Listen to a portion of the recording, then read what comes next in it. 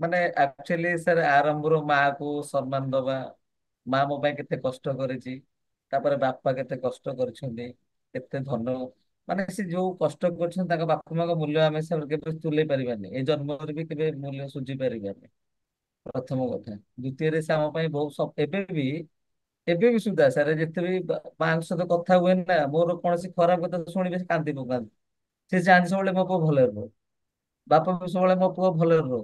ତେଣୁ ସାର୍ ବହୁତ ଗୋଟେ ଖୁସି ଲାଗିଲା ଯେ ଆକ୍ଚୁଆଲି ଯୋଉଟା ମୁଁ ତାଙ୍କଠୁ ବହୁତ ଦୂରରେ ଅଛି, ବଟ ମତେ ଲାଗିଲା ଆଜି ବହୁତ ତାଙ୍କ ପାଖରେ ଅଛି। ମତେ ଲାଗିଲା ଫିଲ୍ ହେଲା ସାର୍, ମାନେ ମୋ ପାଖରେ ଅଛନ୍ତି ବାପା। ସେଇଟା ସାର୍ ବହୁତ ଖୁସି ଲାଗିଲା। ମା ମୋର ମାକୁ ଯିଏ ଦୁଃଖ ମାକୁ କେବେ ସୁଖ ଆଇ ଲଭ୍ ୟୁ କହିଥିଲ ଲାଇଫରେ କେବେ? ଅ, ହଁ ସାର୍ ମୁଁ କହିଛି, ମାଙ୍କୁ କୁଣ୍ଡେ କିସ୍ ବି କରିଦିଏ। ଆଇ ଲଭ୍ ୟୁ ମା, ବହୁତ ଭଲ ପାଏ, ମାନେ ଗୋଟେ ଏମିତି ହୁଁ। ହେଲା କି। କିନ୍ତୁ ସେ ଫିଲିଙ୍ଗସ୍ ଆଜିର ଫିଲିଙ୍ଗସ୍ ବହୁତ ଡିଫରେନ୍ସ ରହିଲା, ବହୁତ ଡିଫରେନ୍ସ ରହିଲା। ଆଉ ତାପରେ ହେଲା ବନ୍ଧୁ। ବନ୍ଧୁ ସାର୍ ମୋ ଲାଇଫରେ ଯେ ମୋର ବିଜନେସ ପାର୍ଟନର ନେଇକି ଯେ ଲାଇଫରେ ଆସିଛି, ସେ ମୋର ସିଏ ଦୁଃଖ ସୁଖରେ ମାନେ ମାନେ କେମିତି ମୁଁ ତାକୁ କଳ୍ପନା କରି ମୁଁ ଜାଣିନି, ବଟ ସେ ମୋ ପାଇଁ ଗୋଟେ ମାନେ ଭଗବାନ ଦୂତ ଭଳି ସାର୍ ସେ। ଏନି ମୋମେଣ୍ଟରେ ମତେ ହେଲ୍ପ କରିଛି, ଏନି ମୋମେଣ୍ଟରେ ଏଇଟା ଦରକାର ସେଇଟା ଦରକାର ମତେ ସବୁବେଳେ ହେଲ୍ପ କରିଛି। ଆଉ ଓକେ। ତାପରେ ସାର୍ ସବୁଠାରୁ ନିଜକୁ ଧନ୍ୟବାଦ ଦେଲି ଏଇଥିପାଇଁ, ମତେ ଏହି ଭଳି ସ୍ଥାନରେ ଆଜି ଏଇଭଳି ସୁଯୋଗ ଜାଣି ପାଇଲି, ମୋ ନିଜ ବିଷୟରେ ଜାଣି ପାଇଲି, ମୁଁ କଣ, ମୁଁ କୋଉଠି ପହଞ୍ଚିଲିଣି, ବହୁତ ଖୁସି ଲାଗିଲା ସାର୍। Thank you sir. ଚାଲନ୍ତୁ। Okay next. ନେକ୍ସଟ କାମ ନବା କାହାର ହେଇଥିଲା ଠିକ, ମୁଁ ଦେଖିଛି। କ୍ଷେତ୍ର ମନସା। ସାର୍ ନାଇଁ ସାର୍ ଏକ୍ସପିରିଏନ୍ସ କୁହନ୍ତୁ ବହୁତ ଫିଲିଙ୍ଗସ୍। ବଢିଆ ଲାଗିଲା। ନାଇଁ ବାପା ବୋଉ ସାଙ୍ଗେ ଯେତେବେଳେ ମିଶିଲି, ସେମାନେ ତ ଆଉ ନାହାନ୍ତି, ସ୍ୱର୍ଗପଥ ଯାତ୍ରୀ। ଆଉ ପ୍ରକୃତରେ ସେମାନେ ତ ବହୁତ କିଛି କରିଛନ୍ତି ଆମ ପାଇଁ, ଆମେ ତ କେବେ ସୁଝି ପାରିବାନି। ଏଇ କଥା ସତ ଯେ ଆମେ ବହୁତ ସମାଲୋଚନା ବି ତାଙ୍କ ଆଗରେ ବେଳେବେଳେ ପିଲାବେଳେ ନ ଜାଣିପାରି କଥା କହିଦଉଛୁ। ସମାଲୋଚନା ନ କଲେ ବି ଉତ୍ତର ମାନେ କଥା କହିଦଉ ଯୋଉ ଜୋରେ। ଆଉ ସେ ଲାଇକ୍ କରନ୍ତି, ସବୁ କେତେବେଳେ କିଛି କହନ୍ତି, କ୍ଷମା କରିଦିଅନ୍ତି। ଆଉ ତାଙ୍କ ପାଖରେ ଆମେ ନିଜର ଦୁଃଖଟା ଜଣେଇଲି, କ୍ଷମା ମାଗିଲି, ବଢିଆ ଲାଗିଲା। କାନ୍ଦ ବି ଆସିଲା, ଲୁହ ବି ଝରିଲା ତାଙ୍କ ପାଇଁ। ବହୁତ ବଢିଆ ଏକ୍ସପିରିଏନ୍ସ। ଆଉ ଏଇଭଳିଆ ମେଡିଟେସନ ମଣିଷ କରିବା ଉଚିତ, ତାଙ୍କ ସାଙ୍ଗରେ ମିଶିବା ଉଚିତ। ଚାଲନ୍ତୁ, ଚାଲନ୍ତୁ କଣ୍ଟ୍ରୋଲ କରନ୍ତୁ ଆଜ୍ଞା ନିଜକୁ, ବାସ୍ ଆଉ କିଛି ନାହିଁ। ଆଜ୍ଞା। ଗୋଟେ ଏକ୍ସପିରିଏନ୍ସ, ବୁଝିଲେ ନା? କିଛି ନାହିଁ। ଆମେ ଏଇ ଜିନିଷ ପ୍ରାକ୍ଟିକାଲି କେବେ କରିନାହାନ୍ତି। ଯେତେବେଳେ ଏବେ ଏଇଟା ଗୋଟେ ଇମୋସନାଲି କରୁଛେ ନା, ଆମକୁ ମଜା ଆସିଯାଉଛି। ମାଉ କେବେ ଆମେ ଆଇ ଲଭ୍ ୟୁ କହୁନେ, ମାଉ କେବେ ଗୋଟେ ହକ୍ କରୁନେ। ମୁଁ କହିବି ଗୋଟେ କଣ୍ଡିସନ କହିବି, ଯୋଉମାନେ ମା ହକ୍ କରିନାହାନ୍ତି, ଯୋଉମାନଙ୍କର ମା ବାପା ଅଛନ୍ତି, ଯାଆନ୍ତୁ କାଲି ସକାଳୁ ତମକୁ ହକ୍ କରିଦିଅନ୍ତୁ। କେତେ ବଢିଆ ଫିଲିଙ୍ଗସ୍ ଆସିବ, ଖାଲି କରିକି ଦେଖ, ପ୍ରାକ୍ଟିକାଲ କରିକି ଦେଖ, ମଜା ଆସିବ। ମା ତାଜୁକ ହେଇଯିବ, କଣ ମୋ ପୁଅ ଆଜି, ମୋ ଝିଅ ଆଜି ଏମିତି ହକ୍ କରିଦେଲା। ମଜା ଆସିଯିବ, କରିକି ଦେଖନ୍ତୁ। ହୁଁ, ଦେଖିବା ନେକ୍ସଟ ସାର୍ ରମାକାନ୍ତ ସାର୍।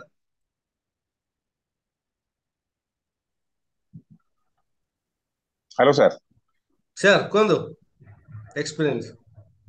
ଆରେ ଗୋଟେ ଅଲଗା ଦୁନିଆକୁ ଗଲା ଭଳିଆ ଲାଗିଲା ପୁରା। ମା ବାପାଙ୍କ ସହିତ ପୁରା ଇଏ ରଖ, ମା ବାପା ଅଛନ୍ତି ଗାଁରେ, କିନ୍ତୁ ଆଲି କିନ୍ତୁ ଗୋଟେ ଅଲଗା ଲାଗିଲା ଆଉ, ଯେ ଗୋଟେ ଏକ୍ସଟ୍ରା ଅର୍ଡିନାରୀ ଏକ୍ସପିରିଏନ୍ସ। ମୁଁ କେବେ ଅନୁଭବ କରିନଥିଲି ଏମିତି କିଛି ମଜା ମେଡିଟେସନ ଲାଗିଲା। ଜୀବନରେ କରିନି। ଆଉ ମଜା ମଜା ଲାଗିଲା। ଲାଗିଲା। ଆଜ୍ଞା ଆଜ୍ଞା। ଚାଲ ମଜା ଆସିଗଲା। ଦେଖିବା ସବୁ ମେଲ କୁ ଗଲେ ଫିମେଲ ଯିବା। ଓକେ ସୁପ୍ରଭା ମ୍ୟାଡାମ ଅନମ୍ୟୁଟ କରନ୍ତୁ।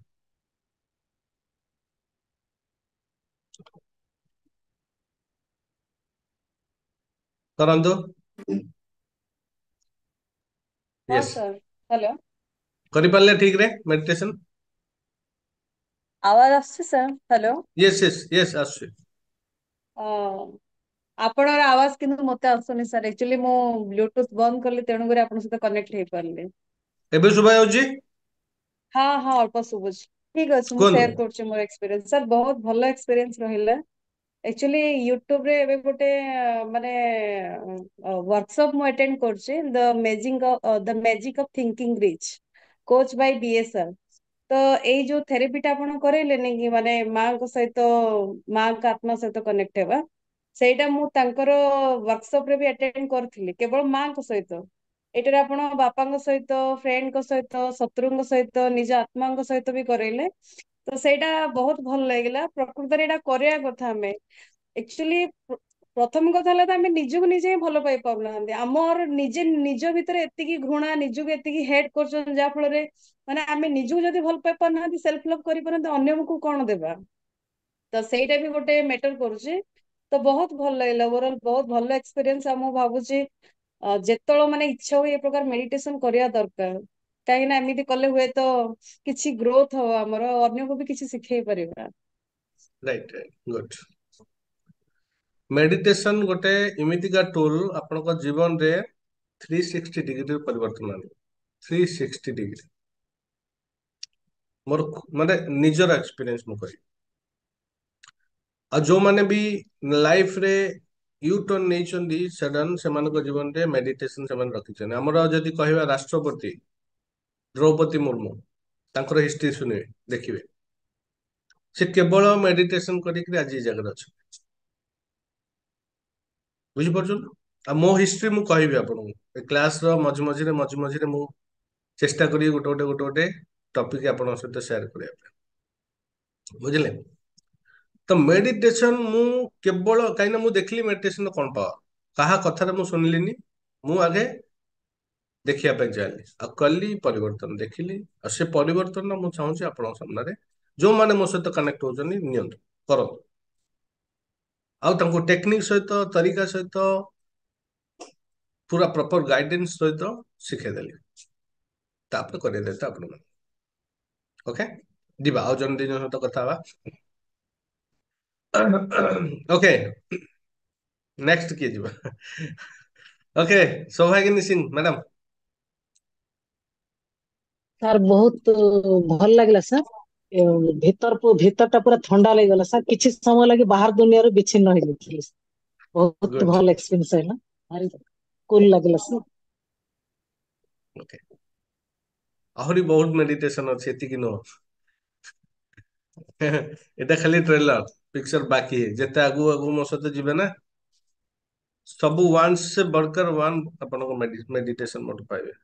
ଏକଦମ ମାନେ ମଜା ଆସିଯିବ। ମେଡିଟେସନ ମାନେ ମେଡିଟେସନ ଅଲଗା ପ୍ରକାର, ମୋର ନିଜର ମେଡିଟେସନ ରାଇଟ। ତେଣୁ ଏ ଷ୍ଟାର୍ଟିଂରେ ଆପଣଙ୍କୁ ଗୋଟେ ଦିଟା ତିନିଟା ପର୍ଯ୍ୟନ୍ତ ମେଡିଟେସନ ପ୍ରୋଭାଇଡ କରିବି। ବାକି ଆଗକୁ ଆଗକୁ ଗଲେ ବହୁତ ସାରା ମେଡିଟେସନ ଅଛି, ବହୁତ ସାରା। ସୁଷମା,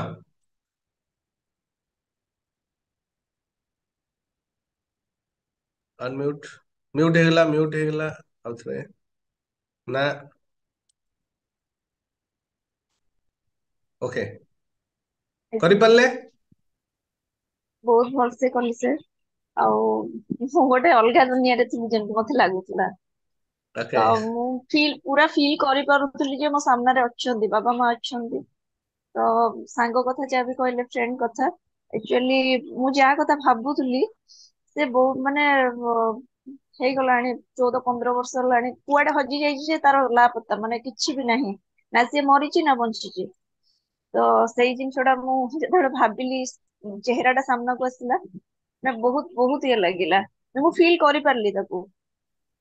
କନେକ୍ଟ ହେଇପାରିଲେ? ଆଉ ଆଜ୍ଞା, ତ ତାପରେ ନିଜ ସହିତ ବହୁତ ଇଏ ଲାଗିଲା, ମାନେ ମୁଁ ନିଜେ ବି ଜାଣିନି ଯେ ମୁଁ ଏଇଠି ବସିଛି କି କୋଉଠି ଅଛି। ବହୁତ ଭଲ ଥିଲା sir. Okay, good. Then okay, Bharati Mallick sir କୁହନ୍ତୁ। ସାର୍ ମା ମା ବାପା ତ ବଞ୍ଚିଛନ୍ତି, କିନ୍ତୁ ମା ବାପାଙ୍କୁ କେବେ ଆଇ ଲଭ୍ ୟୁ କହିକିରି ମୁଁ ତାଙ୍କୁ ଫିଲ୍ କରିନଥିଲି। ଆଜି ଯେତେବେଳେ ଫିଲ୍ କଲି, ମତେ ବହୁତ ବହୁତ ଆତ୍ମାରୁ ପୁରା ଲୁହ ବାହାରି ପଡିଲା ସାର୍, ଆଖି ଦୁଇଟାରୁ। ମୁଁ ବହୁତ ଖୁସି ଆଜି ଯେ ଆପଣଙ୍କ ସାଙ୍ଗେ ଜଏଣ୍ଟ ହେଇକି ନିଜ ଆତ୍ମା ସହିତ ବି ମିଶିଲି। ମୋର ହଜବେଣ୍ଡ ହିଁ ଆକ୍ଚୁଆଲି ରିଏଲ ମୋର ପ୍ରକୃତ ଫ୍ରେଣ୍ଡ ଥିଲେ। ହର କ୍ଷେତ୍ରରେ ସପୋର୍ଟ କରିଥିଲେ ସାର୍। ମୁଁ ଆଜି ଯୋଉ ଜାଗାରେ ବି ଠିଆ ହେଇଛି ମୋ ହଜବେଣ୍ଡ ପାଇଁ ଅଛି। ସେ ମୋର ଆକ୍ଚୁଆଲି ଫ୍ରେଣ୍ଡ, ସେ ବି ଫ୍ରେଣ୍ଡ ବି ଆଉ ପତି ବି ଥିଲେ ସାର୍। ମୁଁ ତାଙ୍କୁ ଫିଲ୍ କଲି, ମୋର ଫ୍ରେଣ୍ଡ ହିସାବରେ ତାଙ୍କୁ ଫିଲ୍ କଲି, ବହୁତ ବଢିଆ ଲାଗିଲା ସାର୍। ବହୁତ ବହୁତ କାଲି ଧନ୍ୟବାଦ କାଲି ଆପଣଙ୍କୁ ସାର୍। କାଲି ମାଙ୍କୁ ରିଆଲିଟିରେ ଆଇ ଲଭ୍ ୟୁ କହିଦେବେ। ଠିକ ଅଛି ସାର୍, ଫୋନ କରିକି ଭିଡିଓ କଲରେ ମାଙ୍କୁ କହିଦେବି, ଆଉ ପାଖରେ ତ ମା ନାହାନ୍ତି। Good good good. ମଜା ଆସିଗଲା। ନା, ମା ବାପାଙ୍କୁ ଆମେ କେତେ କଷ୍ଟ ହେଲା ଭଳିଆ କାମ କରୁଛୁ, ସେଇ ଜିନିଷ ବି ସବୁ ମନେ ପଡିଗଲା ସାର୍। କିନ୍ତୁ ଆଜି ଯେତେବେଳେ ମା ବାପାଙ୍କୁ ଫିଲ୍ କରିକି ସେ ଆଇ ଲଭ୍ ୟୁ କହିକିରି କୁଣ୍ଡେଇ ହେବାଟା, ଆମର ସେ ଭୁଲ ଜିନିଷ ବି ସବୁ ମନେ ପଡିଗଲା ସାର୍। ତ ଆଖିରୁ ଅଟୋମେଟିକଲି ଲୁହ ବାହାରି ପଡିଲା। ଚାଲ ଚାଲ, ବହୁତ ବଢିଆ ବହୁତ ବଢିଆ ବହୁତ ବଢିଆ। Okay Nalini madam. Nalini madam unmute କରନ୍ତୁ। ଆପଣ ନେଟୱାର୍କ ଠିକ ହେଲା ନା? ଫାଷ୍ଟ ପ୍ରାୟୋରିଟି ହେଲା ନେଟୱାର୍କ। କାହିଁକି ମନ ଦୁଃଖରେ କାହିଁ ବସୁଛନ୍ତି? ନଳିନୀ ମ୍ୟାଡାମ ମନ ଦୁଃଖରେ କାହିଁକି ବସୁଛନ୍ତି? ନେଟୱାର୍କ ପ୍ରୋବ୍ଲେମ ଅଛି। Good. Okay Banaja Lakshmi.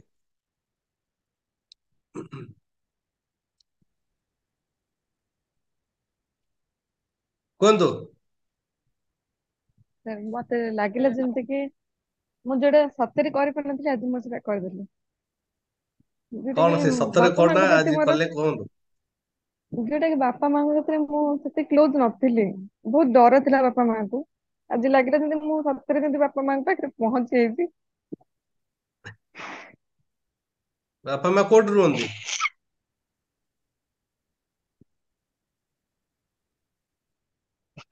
Okay under control. ଠିକ ଅଛି, ଆରାମ ସେ ବ୍ୟସ୍ତ ନାହିଁ।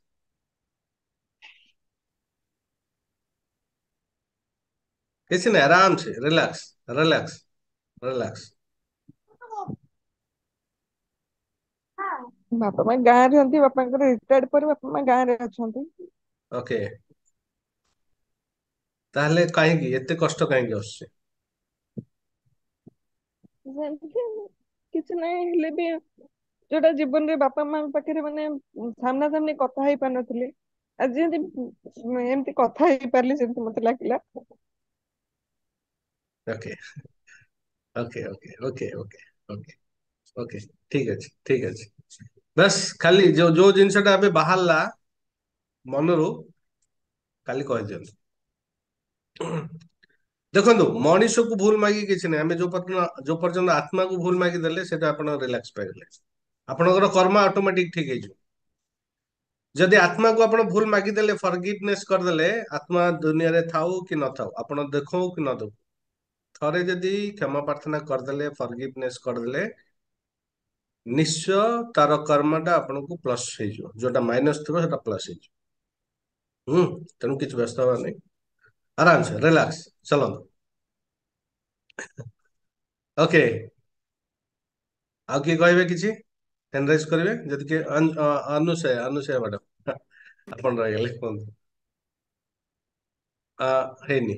Okay sir. କୁହନ୍ତୁ ଆପଣଙ୍କ ଫିଲିଙ୍ଗସ୍। ହଁ ହଁ ସାର୍। ସାର୍ କରିପାରିଲେ ଠିକ ସେ?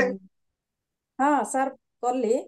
ମୋ ବାବା ତ 4 ବର୍ଷ ହେଲା ନାହାନ୍ତି ଦୁନିଆରେ, କିନ୍ତୁ ମୁଁ ପୁରା ଫିଲ୍ କରିପାରିଲି ବାବା ମତେ କିଛି ଆଶୀର୍ବାଦ, ମାନେ ମୁଁ ପୁରା ଭିଜୁଆଲ୍ସ ଦେଖିପାରିଲି ପୁରା ବାବାଙ୍କୁ, ଓକେ ମାନେ କିଛି ଆଶୀର୍ବାଦ କରୁଛନ୍ତି ମତେ, ସେମିତି ଲାଗିଲା। ଓକେ ଆଉ ସାର୍ କିଛି ଦେହର ଅନୁଭବ? ହାତ ପୁରା ମାନେ, ହଁ ଅନୁଭବ ସାର୍ ବହୁତ, କାନରେ କିଛି କହୁଛନ୍ତି ଯେମିତି, ସେମିତି ଲାଗିଲା ମତେ। ଓକେ ଆଉ ଓକେ ହାତ ଗୋଡ ସବୁ ଶୂନ ପଡିଗଲା ସାର୍। ଥଣ୍ଡା ହେଇଗଲା ନା ଗରମ ହେଇଗଲା? ନାଇଁ ପୁରା ଥଣ୍ଡା ପଡିଗଲା। ଥଣ୍ଡା ପଡିଗଲା। ଓକେ ମାନେ ଫୁଲ ମାନେ କନେକ୍ଟ ହେଇଗଲେ ଆପଣ, ତା ମାନେ ସୋଲ ହଁ ସହିତ କନେକ୍ଟ ହେଇଗଲେ। ଆଚ୍ଛା ହଁ ଠିକ ଅଛି, ବହୁତ ବଢିଆ। ଚଲ ମଜା ଆସିଲା। ଆପଣ ଫିଲିଙ୍ଗସ ନେଇଗଲେ ଆଉ କିଛି ଅସୁବିଧା ନାହିଁ। ଯୋଉମାନେ ଫିଲିଙ୍ଗସ କରିପାରିଲେ, ମୁଁ ଜାଣି ଯେ ମେଡିଟେସନ ସବୁ ଆପଣ ଆରାମସେ କରିବେ, କିଛି ଅସୁବିଧା ନାହିଁ। ଆଉ ଜଣେ କାହା ସହିତ କଥା ହେବା, ଆଗକୁ ଯିବା। ଓକେ ଜଣେ କିଏ ଶୋଇ ଯାଇଥିଲେ, ତାହା କିଏ ସେ? ଓକେ କିଏ କିଛି କଥା ହବା ଯଦି ହ୍ୟାଣ୍ଡ ରାଇଜ କରନ୍ତୁ, ମୁଁ ତୁରନ୍ତ ଆପଣଙ୍କୁ ନେବି, କିଛି ଅସୁବିଧା ନାହିଁ। ଓକେ ଓକେ ଯିବା, ଆଗକୁ ଯିବା। ବିନୋଦିନୀ ମହାନ୍ତି ଆଉ ଜଣଙ୍କୁ ନେଇଯିବା। ଆଚ୍ଛା ପ୍ରସନ୍ନ ପୂଜାରୀ କହିବେ। ଓକେ ଠିକ ଅଛି, ବିନୋଦିନୀ ମହାନ୍ତି ଆପଣ କୁହନ୍ତୁ, ତାପରେ ପ୍ରସନ୍ନ ଯିବା। ବିନୋଦିନୀ ମହାନ୍ତି।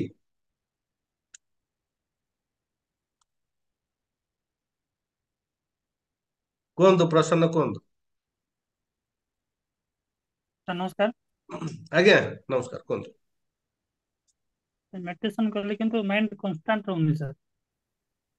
କିଛି ଅସୁବିଧା ନାହିଁ। ସାର୍ ଭଲ ଅନୁଭବ କରିପାରିଲେ ନା କିଛି? କିଛି କରିପାରିଲେନି, କିଛି ଅସୁବିଧା ନାହିଁ, ଛାଡି ଦିଅନ୍ତୁ। ଫରଗିଭ୍। Sir thank you. ଆପଣ କେତେ ବୟସ କେତେ?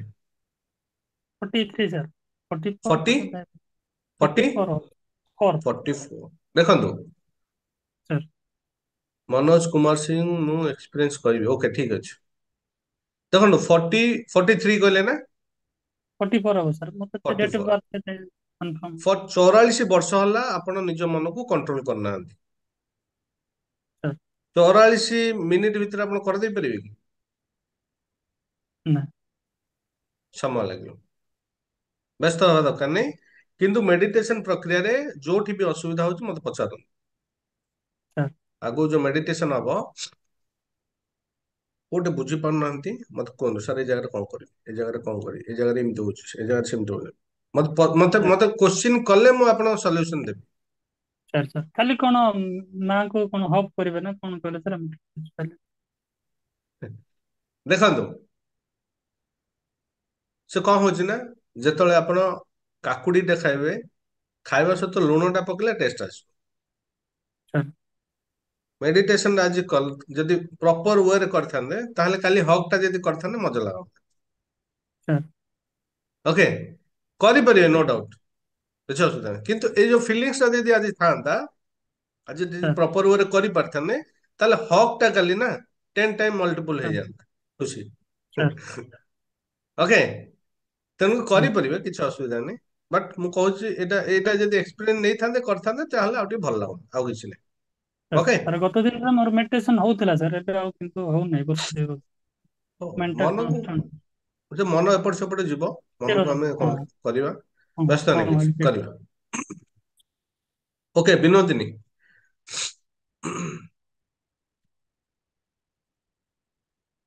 ବିନୋଦିନୀ ନେଟ୍ ସ୍ଲୋ ଅଛି, ଜଣା ପଡିଗଲା। ଆଉ କିଏ କହିବେ? ମନୋଜ କୁମାର ସିଂ କୁଆଡେ ଗଲେ? ମନୋଜ କୁମାର ସିଂ। ଓକେ କୁହନ୍ତୁ ସାର୍। ହଁ ସାର୍, ମାନେ କୁହନ୍ତୁ। କନେକ୍ଟ ହେଇକି ବହୁତ ଭଲ ଲାଗିଲା, କାରଣ ତ ମା ବାପା ଏ ଦୁନିଆରେ ନାହାନ୍ତି। ମତେ ଯେମିତି ଲାଗିଲା ମୁଁ ତାଙ୍କ ସାମ୍ନାରେ ଅଛି ଆଉ କଥା ହଉଛି। ଆଉ ଥରେ କୁହନ୍ତୁ, ଆଉ ଥରେ କୁହନ୍ତୁ, ଆଉ ଥରେ କୁହନ୍ତୁ, ମ୍ୟୁଟ ହେଇଗଲେ। ଆରେ ରେ ରେ ସାର୍ ରେ, ଅନମ୍ୟୁଟ ହେଲା କାହାର କି? ଗୋଟେ ଭଏସ ଆସୁଛି, 1 ମିନିଟ, ଜଷ୍ଟ ମିନିଟ। ଓକେ ଏବେ ଅନମ୍ୟୁଟ କରନ୍ତୁ। ସାର୍ ଶୁଣି ହେଲା ସାର୍? ହଁ ଏଥର ସାଉଣ୍ଡ କୁହନ୍ତୁ, ଆସିଲା? ସାର୍, ଏ କୁହନ୍ତୁ। ଦୁନିଆରେ ତ ମୋ ମା ବାପା ନାହାନ୍ତି ସାର୍, କିନ୍ତୁ ହୁଁ ହୁଁ ହୁଁ ପୁରା ଫୁଲ କନେକ୍ଟ ହେଇଗଲି। ଆଉ ମା ବାପାଙ୍କ ସହିତ ମୁଁ ବହୁତ କ୍ଲୋଜ ଥିଲି, କାରଣ ତାଙ୍କ ମରିବା ପର୍ଯ୍ୟନ୍ତ ହିଁ ତାଙ୍କ ପାଖରେ ମୁଁ ହିଁ ଥିଲି, ଆଉ ସେମାନେ ମତେ ହିଁ ଖୋଜୁଥିଲେ, ହୁଁ ଆଉ ହୁଁ ତାଙ୍କ ରେସପନସିବିଲିଟି ମୁଁ ନେଇଥିଲି। ଆଜି ମତେ ଲାଗିଲା ମୁଁ ତାଙ୍କ ସାମ୍ନାରେ ଅଛି, କଥା ହଉଛି, ଆପଣ ଯେମିତି କହୁଥିଲେ ମୋ ମା ମୋ ସାମ୍ନାରେ ହସୁଥିଲେ। ଆଉ ଆପଣ ଯୋଉ କହିଲେ ଜୀବନରେ କେବେ ତ ଆଇ ଲଭ୍ ୟୁ କହିନି କି ହକ୍ କରିନି, କିନ୍ତୁ ତାଙ୍କୁ ଯେତେବେଳେ ପାରାଲିସିସ୍ ଲାଷ୍ଟ ଟାଇମ ରେ ହେଇଯାଇଥିଲା, ଟେକିକି ଲେଟ୍ରିଂ ନେଇଛି, ତାଙ୍କ ଗୋଡ ହାତ ମାଲିସ କରିଛି, ବାପାଙ୍କର ବି ବହୁତ କରିଛି। ମତେ ଲାଗିଲା କି ପୁରା ପାଖରେ ଆଜି ପାଇଯାଇଛି। ମୋ ବାପା ବି କିଛି କହିବାକୁ ମାନେ ଚେଷ୍ଟା କରୁଛନ୍ତି ସାମ୍ନାରେ, ମୋ ସାମ୍ନାରେ ଆସିଛନ୍ତି, ବହୁତ ଇମୋସନାଲ ହେଇଗଲି, ଆଖିରୁ ପୁରା ପାଣି ବି ବାହାରିଗଲା। ମତେ ଲାଗିଲା ଏ ପାଖରେ ଅଛି, କିନ୍ତୁ ମୁଁ ଚାହିଁଲେ ବି ତାଙ୍କୁ କିଛି କରିପାରୁନି, ସେ ଭଳିଆ ଲାଗିଲା। ଆଉ ମା ସହିତ ତ ମୁଁ ବହୁତ କନେକ୍ଟ ଥିଲି, କାରଣ ମୁଁ ଯେତେବେଳେ ମୋର ବୁଦ୍ଧି ହେଲା ସେତେବେଳେ ସେ ମୋ ମା ମତେ ଆଜି ପର୍ଯ୍ୟନ୍ତ କିଛି କହିନାହାନ୍ତି, କହିନଥିଲେ। କିନ୍ତୁ ମୁଁ ବି ଛୋଟବେଳୁ ଏମିତି କିଛି କାମ କରିନି କି ମତେ ଗାଳି କରିବେ, ଇଏ କରିବେ। ଆଉ ବହୁତ କ୍ଲୋଜନେସ୍ ଥିଲା ବାପା ମାଙ୍କର। ଆଉ ତାଙ୍କ ଆତ୍ମା ସହିତ ମିଶିକି ମତେ ବହୁତ ଖୁସି ଲାଗିଲା। ଆଉ ଯେତେବେଳେ ମୁଁ ପ୍ରଥମେ ମୋ ଆତ୍ମା ସହିତ ମିଶିବାକୁ ଚେଷ୍ଟା କଲି, ଯେତେବେଳେ ଆଖି ମୋର ବନ୍ଦ ଥିଲା, ମୁଁ ଦେଖି ଅନ୍ତରାତ୍ମାକୁ ମୁଁ ନିଜ ଭିତରେ ଦେଖିବାକୁ ଚେଷ୍ଟା କଲି, ପ୍ରଥମ ମତେ ଜଗନ୍ନାଥ ଭଗବାନଙ୍କର ପ୍ରତିମୂର୍ତ୍ତି ଛବି ଦେଖାଗଲା, ଏକ। ଦୁଇରେ ଗୋଟେ ଛୁଆ ଦେଖାଗଲା, କିନ୍ତୁ ତା ମୁହଁ ଟା ଦେଖାଗଲାନି। ଆଉ ତିନରେ ମତେ ମାନେ ସେ ଯୋଉ ନିଆଁ ଜଳିଲା ଭଳିଆ ଏମିତି ମତେ ଦେଖାଗଲା। ଚାଲନ୍ତୁ, ବହୁତ ଡିପ୍ କୁ ଆପଣ ଚାଲିଗଲେ। ଓକେ ଓକେ ଡୋଣ୍ଟ ୱରି, କିଛି ଅସୁବିଧା ନାହିଁ। ଓକେ କିଛି ଅସୁବିଧା ନାହିଁ, ଆମେ କରିବା, ଆଉ ମେଡିଟେସନ ଅଛି କରିବା। ଠିକ ଅଛି, ସାର୍ ବହୁତ ଭଲ ଏକ୍ସପିରିଏନ୍ସ ନେଲେ ଆପଣ। ଓକେ ସାର୍ ଧନ୍ୟବାଦ, ଧନ୍ୟବାଦ। ଓକେ ଲାଷ୍ଟ ବସନ୍ତ, ତାପରେ ଯିବା ଆଗକୁ। ବସନ୍ତ ହଁ କୁହନ୍ତୁ। ସାର୍, ହଁ ସାର୍ ବହୁତ ଭଲ ଲାଗିଲା। ହେଲେ ଫାର୍ଷ୍ଟ ଟାଇମ ଟିକେ ଯାହାକି ଗୋଟେ ନିଆରା ଅନୁଭୂତି। ଆଉ ବାପା ମା ଅଛନ୍ତି, ଆଉ ତାଙ୍କ ଆତ୍ମା ସହିତ ଯୋଉ ମିଶିବା ପାଇଁ ବହୁତ ମାନେ ବ୍ୟାକୁଳ ହେଲା। ଆଉ ନିଜର ଆତ୍ମା ସହିତ ଯୋଉ ଦେଖା ହବା ପୂର୍ବରୁ ସାର୍ କିଛି ଜାଣି ହେଲା ନାହିଁ, କିନ୍ତୁ ଗୋଟେ କିଛି ନୂଆ ଜିନିଷ ଫିଲ୍ ହେଲା। ଯୋଉ ମ୍ୟୁଜିକ ପାଇଁ ବୋଲି ଗୋଟେ ଅଲଗା ଦୁନିଆକୁ ଯାଇକି ରହିଲା ଭଳିଆ ଲାଗୁଥିଲା ସାର୍, ବହୁତ ଭଲ ଲାଗିଲା ସାର୍।